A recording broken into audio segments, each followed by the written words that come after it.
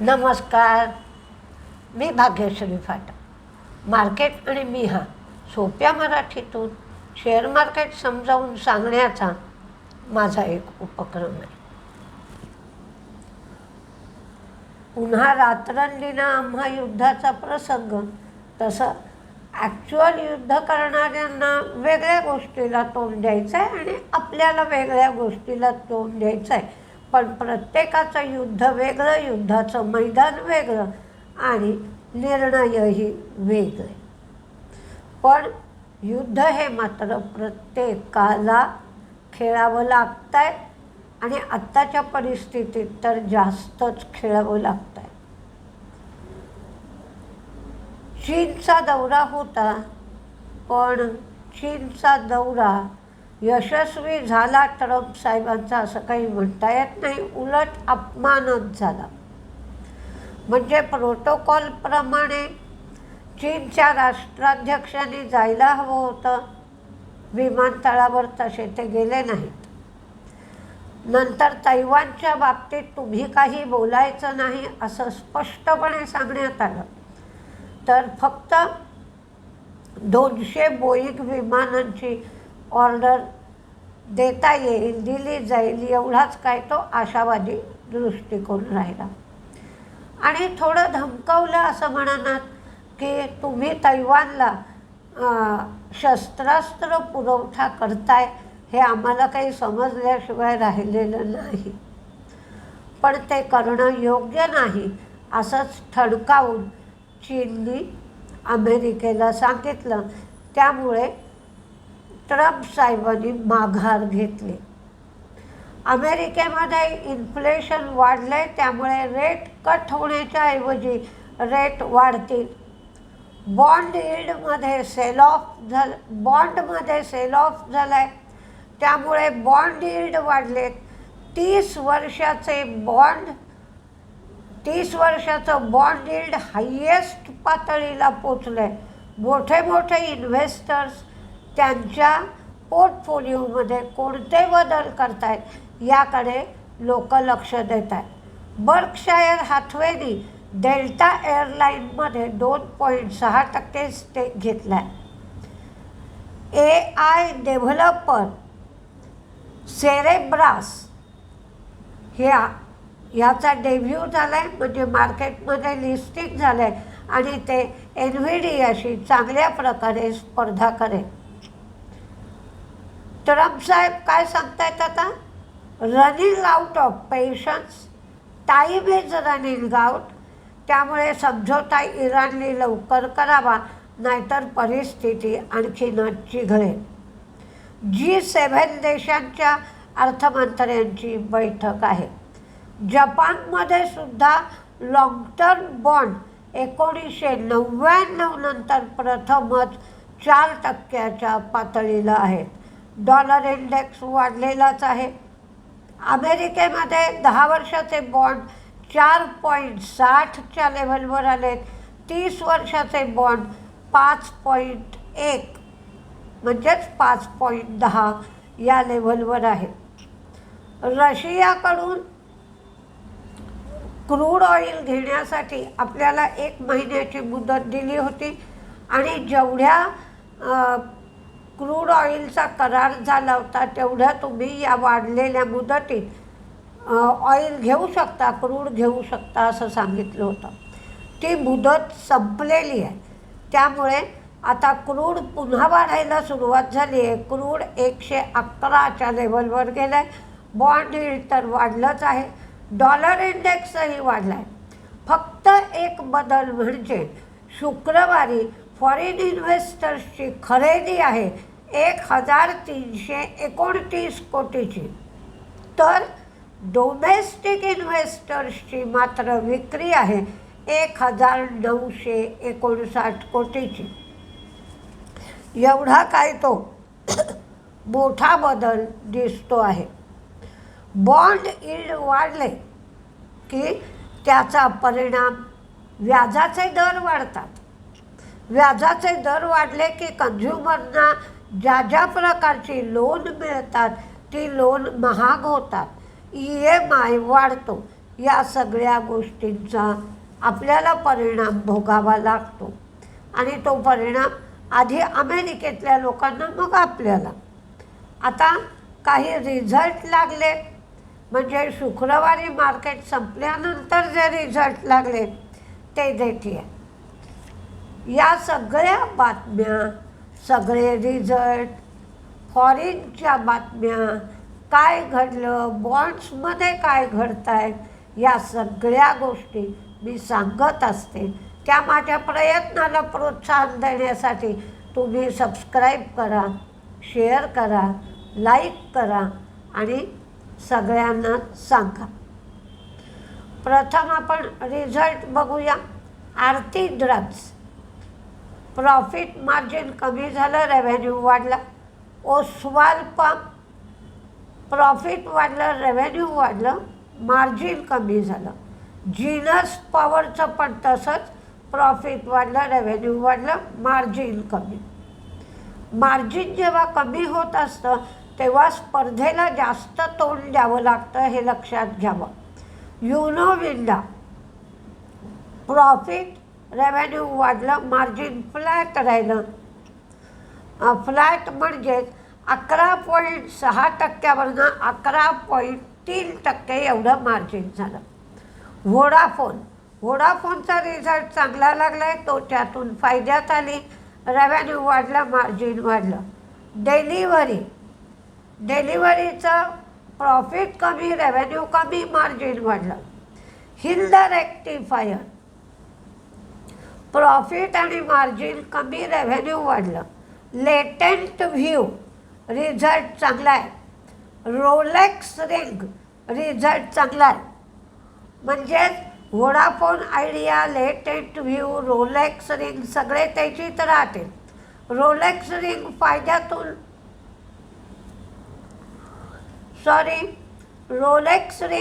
फायद्यातून तोट्यात गेली, पण रेव्हेन्यू वाढला, मार्जिन फ्लॅट राहिलं.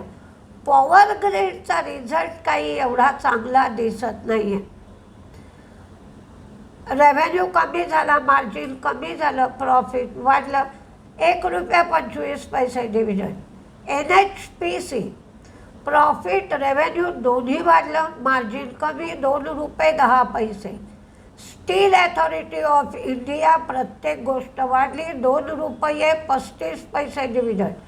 ज्युपिटर लाईफ, प्रॉफिट, रेव्हेन्यू वाढलं, मार्जिन कमी, पण यांनी ₹10 डिव्हिडंड तर दिलाच आहे आणि एका शेअरचं 5 शेअरमध्ये स्प्लिट करतायत. किम्स, प्रॉफिट कमी, रेव्हेन्यू कमी, प्रॉफिट कमी, मार्जिन कमी, रेव्हेन्यू वाढलं. कोचिन शिपयार्ड, प्रॉफिट कमी, रेव्हेन्यू कमी, मार्जिन वाढलं, ₹1.50. आझाद इंजिनिअरिंग, रिझल्ट चांगला आहे, शेअर तेजीत राहू शकतो. व्ही.आय.पीचा लॉस वाढला आहे, रेव्हेन्यू कमी झाला आहे. सिम्फनी, रिझल्ट कमजोर आहे, फायद्यातून तोट्यात गेली आहे, रेव्हेन्यू कमी, मार्जिन कमी, ₹5 डिव्हिडंड. त्यांना वन टाईम लॉस झाला आहे 209 कोटींचा. दीपक नायट्रेट, प्रॉफिट वाढला, मार्जिन वाढलं, रेव्हेन्यू कमी, ₹7.50 डिव्हिडंड. क्युपिडचा रिझल्ट मात्र चांगला आहे, प्रत्येक गोष्ट वाढली. सोमानी सिरॅमिक्स, रिझल्ट चांगला आहे. ॲथरचं मात्र प्रॉफिट वाढलं, रेव्हेन्यू वाढलं, मार्जिन कमी. गोकुळ ॲग्रो, रिझल्ट चांगला आहे, प्रत्येक गोष्ट वाढली. पार्क मेडीवर्ल्ड, रिझल्ट चांगला आहे. गोदरेज इंडस्ट्री, रिझल्ट चांगला आहे. टाटा स्टील, रिझल्ट चांगला आहे, ₹4 डिव्हिडंड, 12 जून रेकॉर्ड डेट. त्यामुळे गोकुळ ॲग्रो, पार्क मेडी, गोदरेज इंडस्ट्री, टाटा स्टील सगळे तेजीत राहू शकतात. गॉडफ्रे फिलिप्स, रिझल्ट चांगला आहे, ₹33 डिव्हिडंड. प्रीमियर एनर्जी, प्रॉफिट वाढला, रेव्हेन्यू वाढला, मार्जिन कमी. ग्लँड फार्मा रिझल्ट चांगला आहे, तेजीत राहील. बजाज इलेक्ट्रिकल फायद्यातून तोट्यात गेली, रेव्हेन्यू कमी झाला, मार्जिन कमी झालं, 3 रुपये डिव्हिडंड. रत्नमणी मेटल फक्त रेव्हेन्यू वाढला, प्रॉफिट मार्जिन कमी, 10 रुपये डिव्हिडंड. NCC रेव्हेन्यू वाढला, प्रॉफिट मार्जिन कमी, 2 रुपये 20 पैसे. हिंदुस्तान कॉपर रिझल्ट चांगला आहे, 1 रुपया 86 पैसे. VST टिलर ट्रॅक्टर प्रॉफिट कमी झालं, रेव्हेन्यू मार्जिन वाढलं, 25 रुपये डिव्हिडंड. ॲलेम्बिक फार्मा प्रॉफिट वाढला, रेव्हेन्यू वाढलं, मार्जिन कमी, 12 रुपये डिव्हिडंड. सोलार इंडस्ट्री रिझल्ट चांगला आहे, 11 रुपये डिव्हिडंड. SJVN लॉस कमी झाला, रेव्हेन्यू वाढला, मार्जिन वाढलं. MPS प्रॉफिट कमी झालं, रेव्हेन्यू वाढलं, मार्जिन वाढलं. नावा प्रॉफिट आणि मार्जिन कमी झालं, रेव्हेन्यू वाढलं, 5 रुपये 50 पैसे. वेल्स्पन लिव्हिंग प्रत्येक गोष्ट कमी झाली, पण 175 रुपयांनी बायबॅक करणार आहेत. आणि टाटा स्टील TM इंटरनॅशनल लॉजिस्टिक्समध्ये 23% स्टेक 335 कोटी रुपयाला घेणार आहे. राणे होल्डिंग रिझल्ट छान आहे, 47 रुपये डिव्हिडंड. थंगमायल रिझल्ट चांगला आहे. सोलारा ॲक्टिव्ह तोट्यातून फायद्यात आली, रेव्हेन्यू वाढला, मार्जिन कमी. जैन इरिगेशन बरोबर त्याच्या उलट, फायद्यातून तोट्यात गेली, रेव्हेन्यू वाढला, मार्जिन वाढलं. म्हणजे सोलारा ॲक्टिव्ह तेजीत राहील, तर जैन इरिगेशन मंदीत जाईल. देवयानी इंटरनॅशनल लॉस कमी झाला, रेव्हेन्यू वाढला, मार्जिन कमी झालं. अंबरचा रिझल्ट चांगला आला आहे, पण शेअर खूप वाढला आहे. नियोजेन प्रॉफिट वाढला, रेव्हेन्यू वाढलं, मार्जिन फ्लॅट. बलरामपूर चिनी प्रॉफिट कमी झाला, रेव्हेन्यू वाढलं, मार्जिन कमी. अरविंद रिझल्ट चांगला आहे, प्रत्येक गोष्ट वाढली, 4 रुपये 50 पैसे डिव्हिडंड. इमॅजिका प्रॉफिट कमी झालं, रेव्हेन्यू कमी झालं. सनातन टेक्स्टाईल प्रॉफिट कमी, रेव्हेन्यू वाढलं. SH केळकर प्रॉफिट आणि मार्जिन कमी झालं, रेव्हेन्यू वाढलं. ग्रीन पॅनल रेव्हेन्यू वाढलं, प्रॉफिट आणि मार्जिन कमी. PDS प्रॉफिट वाढलं, रेव्हेन्यू मार्जिन कमी. फ्युजन मायक्रो फायनान्स तोट्यातून फायद्यात आली, रेव्हेन्यू कमी. KEC इंटरनॅशनल रिझल्ट कमजोर आहे, प्रत्येक गोष्ट कमी. डोडला डेअरी प्रॉफिट वाढलं, रेव्हेन्यू वाढलं, मार्जिन कमी झालं. आता आपण काही ज्या बातम्या आहेत त्या पाहूया. RBLच्या बाबतीत मात्र NBDला 51% ते 74% स्टेक RBLमध्ये घेण्यासाठी परवानगी मिळाली आहे. 280 रुपयांनी ते स्टेक घेतील. 26,850 कोटी रुपये RBL बँकेत गुंतवतील आणि त्यामुळे ते प्रमोटर होतील. RBL बँकेचे प्रमोटर RBD होतील. TVS मोटर त्यांनी नेपाळमध्ये TVS किंग EV मॅक्स ही 3 व्हीलर EV लॉन्च केली. इथॉस इंदोरला नवीन ब्युटीक उघडलं, आता त्यांची 100 स्टोअर झाली. अडाणी पोर्ट, मेरिडियन ट्रान्सपोर्टर्समध्ये 51% स्टेक त्यांनी घेतला. नीलकमल डिव्हिडंडसाठी 10 जुलै रेकॉर्ड डेट ठरवली. Godfrey Phillips nicotine replacement therapy product distribute करण्यासाठी ॲस्पेया इंडियाबरोबर त्यांनी करार केला. टॅक्समॅको रेल 192 कोटीच्या 2 ऑर्डरसाठी लेटर ऑफ अवॉर्ड मिळालं. राजरतन वायरच्या सबसिडियरीने थायलंडमध्ये 2.4 एकर जागा घेतली. GMR एअरपोर्ट यांचा पॅसेंजर ट्रॅफिक कमी झालं, त्याचप्रमाणे दिल्ली पॅसेंजर ट्रॅफिकही कमी झालं. व्होडाफोन आदित्य बिर्ला ग्रुपला 4,730 कोटीचे वॉरंट्स व्होडाफोननी इश्यू केले. आदित्य बिर्ला ग्रुप त्याची प्रमोटर आहे.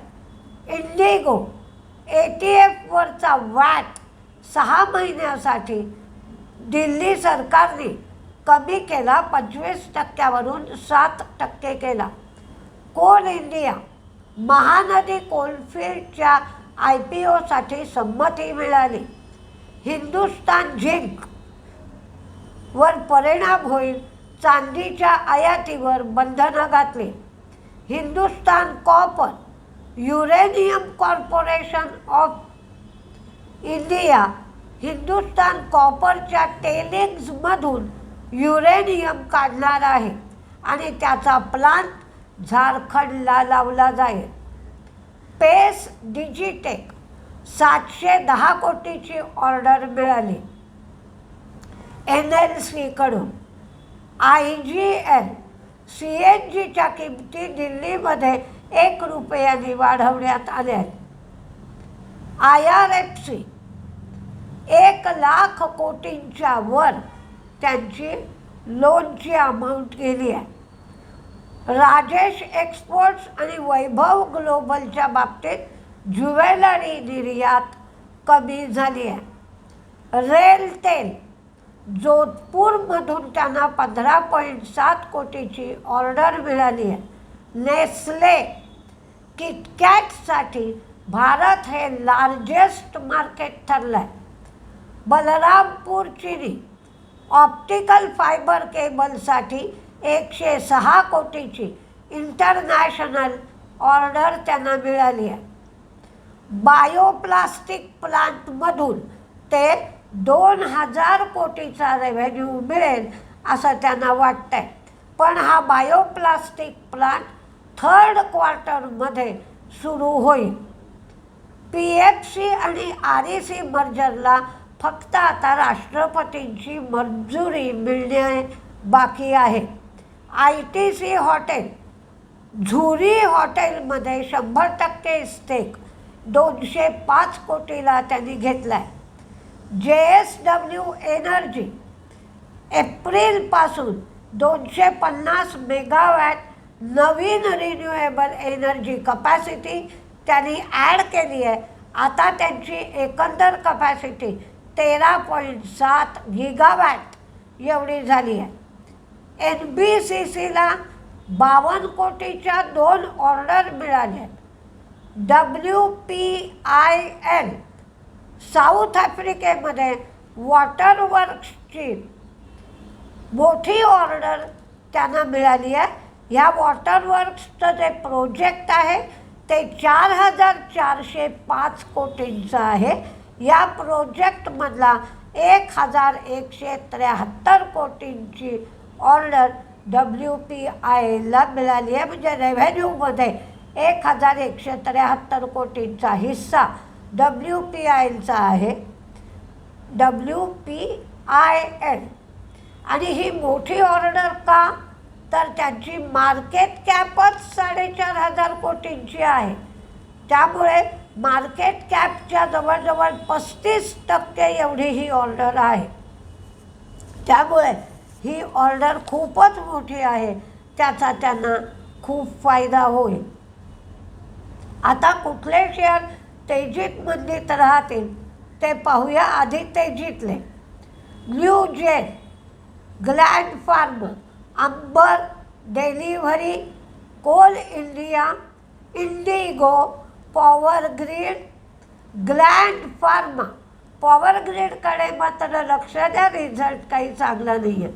Tata steel, Vodafone, ONGC, oil India, Mangalam cement. सिमेंटच्या बाकीच्या कंपन्यांचे रिझल्ट एवढे चांगले नाहीत, पण मंगलमचा चांगला आहे.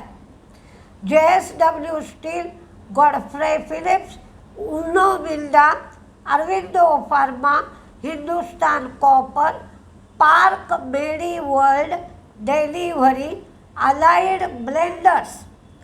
कारण कर्नाटक सरकारने लिकरवरचा टॅक्स कमी केला आहे. Arvind, latent view, Somani ceramics, ITC hotel, Godrej industries, EPACK prefab. तर मंदीमध्ये एमक्युअर फार्माची तपासणी झाली होती, तर USFDAने त्यांना 483 फॉर्म साणंद प्लांटसाठी दिला आहे आणि 7 त्रुटी दाखवल्या. फिजिक्सवाला, हिंदुस्तान झिंक, लोढा. हिंदुस्तान झिंक म्हणजे चांदीवर टॅक्स बसवला आहे म्हणून. लोढा, DLF आणि PNB. बघूया काय काय होतं आहे ते. 13 आणि 14 जूनला म्हणजे जूनमध्ये सेकंड सॅटरडे आणि संडे या दिवशी मी क्लास घेणार आहे. तर चौकशीसाठी मोबाईल नंबर 9699615507, 9699615507 या नंबरवर तुम्ही चौकशी करू शकता. नमस्ते.